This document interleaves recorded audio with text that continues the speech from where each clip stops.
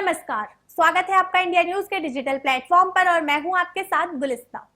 कहते हैं आपका सबसे करीबी ही आपके लिए सबसे बड़ा खतरा बन सकता है। राजस्थान के कुख्यात गैंगस्टर आनंद पाल के साथ भी यही हुआ। करीबी ही जान का दुश्मन बन गया।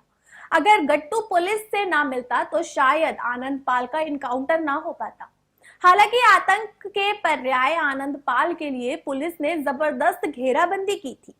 आइए आपको आज 24 जून 2017 की अमावस की उस काली रात की सारी कहानी बताते हैं, जब आनंद पाल का चूरू के मालासार गांव में इनकाउंटर हुआ।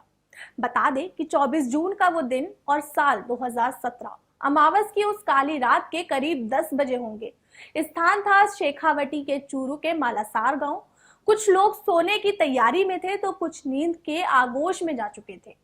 सब कुछ सही चल रहा था कि अचानक पूरा गांव ताबड़तोड़ गोलियों की आवाज से गांव गूंज उठा। नींद में सो रहे लोग अचानक हड़बड़ा कर उठ बैठे। बाहर देखा तो चारों ओर पुलिस और एसओजी की गाड़ियों का काफिला था। एसओजी और पुलिस ने एक मकान को निशाने पर ले रखा था।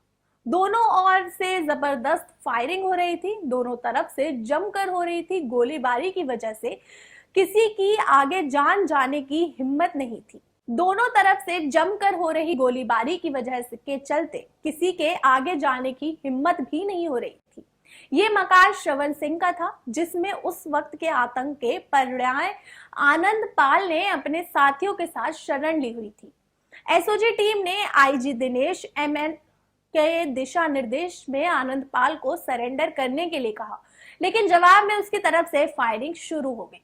जवाबी फायरिंग में रतनगढ़ तहसील के गांव मालासार में श्रवण सिंह के घर पर आतंक का पर्याय रहे आनंद पाल का अंत हो गया। अब बड़ा सवाल यही है कि आखिर आनंद पाल के ठिकाने के बारे में पुलिस को इतनी सही इनपुट किसने दिया? तो पुलिस सीधे श्रवण सिंह के घर कैसे पहुंच गई? दरअसल 3 सितंबर 2015 को जब उसको नागौर जिले के डिडवाना कोर्ट में पेशी पर ले जाया गया था, तो वापसी के दौरान उसका छोटा भाई विक्की अपने साथियों के साथ हथियार लैस होकर आया और पुलिस वाहन पर फिल्मी स्टाइल में ताबड़तोड़ फायरिंग कर दी और आनंद पाल को लेकर भाग गया। एसओजी को तभी से दोनों भाइयों और उसकी गैंग की तलाश थी।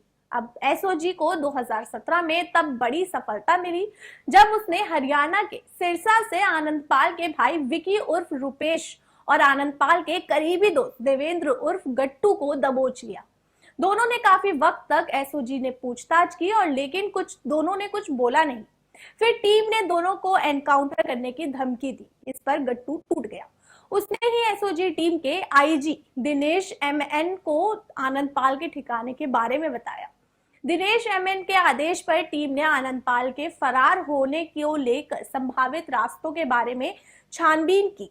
फिर कमांडो की मदद से चूरू से एमपी और हरियाणा के जाने वाले समस्त रास्तों पर नाकेबंदी कर दी। अब इसके बाद एसओजी ने मकान चिन्हित करके उसे घेर लिया और अमावस की रात में हुए एनकाउंटर में आतंक के पर्याय आनंद पाल का अंत हो गया।